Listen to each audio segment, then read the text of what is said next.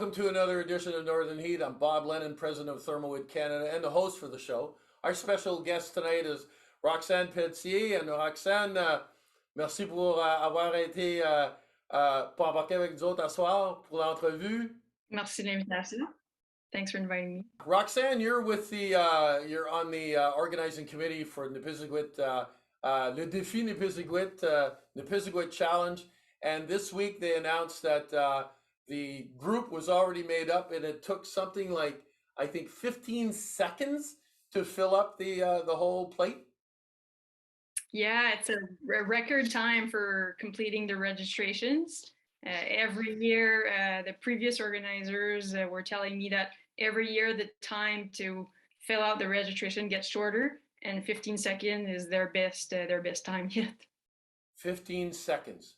Now, let's think about this for a second. You know, that is extremely fast.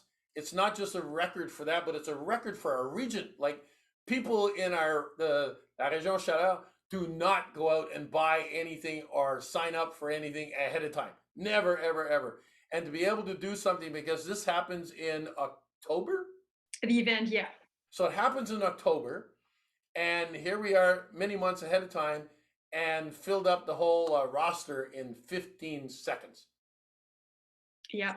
You've been involved in the race now, and you told me before the interview that you couldn't be involved this year because you know all the nooks and crannies and where all the beaver dams are. So you can't be in the race, but you've been involved 3 different competitions. Am I correct? Yeah, so I've participated in 3 different editions of the Défi in the previous years. And this year, I've been honored to be invited as a co-organizer with Ryan Wilbur and Bruno Haché and the City of Batters and all the other volunteers. So I'm happy to help organize this year and give my spot to someone else. I had my turn. So this year, just to talk about that for a bit, and then I want to talk about your story, but this year things have changed, and over the last few years you've combined and partnered with other communities to be able to do this. So this year you're combining with Carcat, I believe. Yes.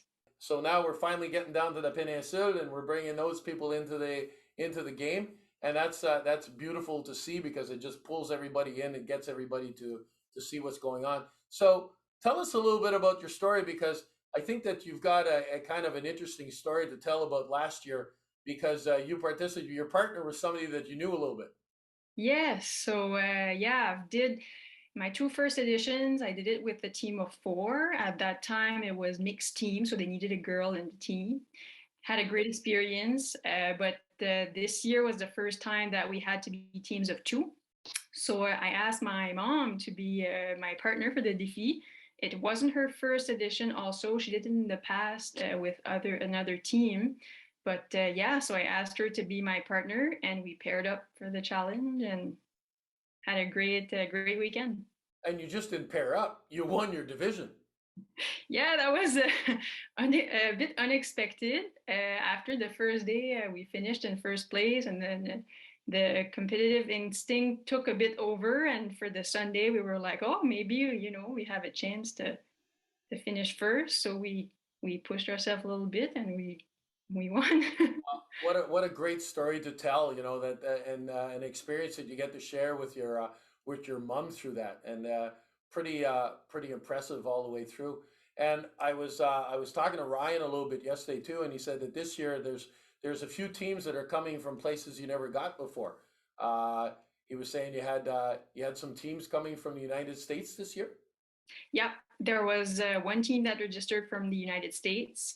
We often have, and we still have this year, teams from Quebec, especially the Gaspésie area. Lots of teams from Nova Scotia, Prince Edward Island, I'm not sure. But yeah, all over the Atlantic provinces, and from Quebec. I think one year we had a team from BC coming, if I'm not mistaken. But yeah, first international team. Well, and last year there was some Olympians, or the year before, I forget. I know that I've interviewed Ryan a couple of times about this event, and one of the reasons why I wanted to talk to somebody again is that, one, it was this 15 seconds. It just amazed me that we could sell out something, an event in our region at that speed.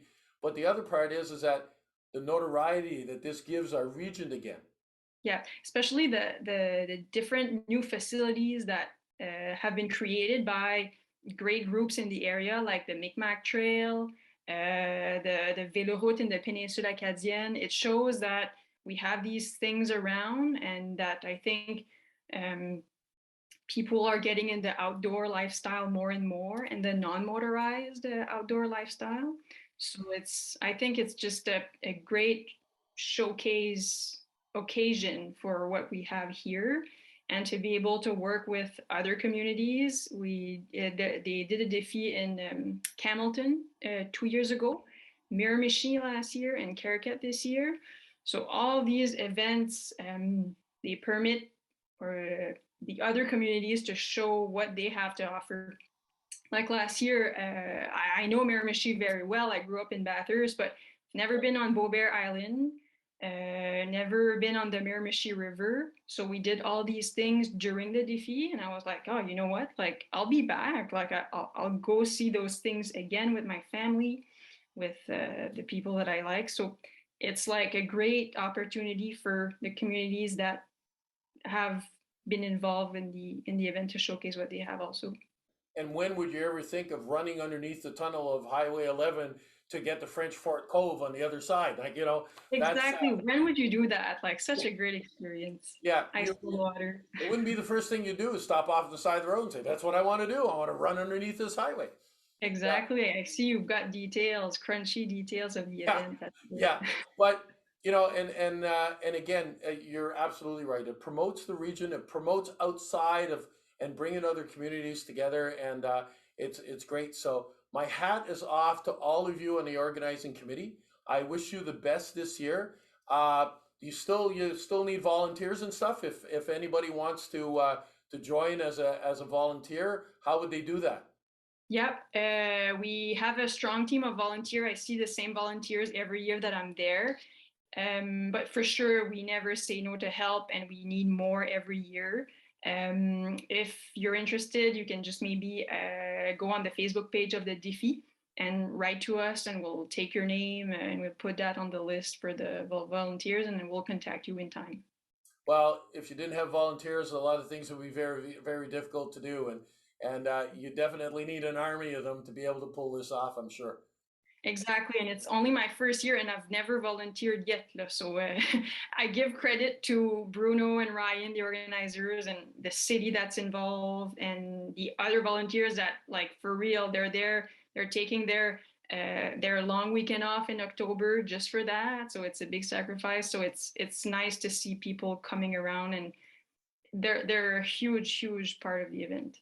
Well, listen, I wish you luck and the best with the. It's unfortunate that you don't get to compete again, but like you said, if it's sold off in 15 seconds, there's still a lot of people that want to be able to go. So you've left a spot for somebody else to get in. So very much appreciated, and good luck with the show. Thank you so much. There we are, another edition of Northern Heat for this week, the place you come to listen to the stories that haven't been discovered yet.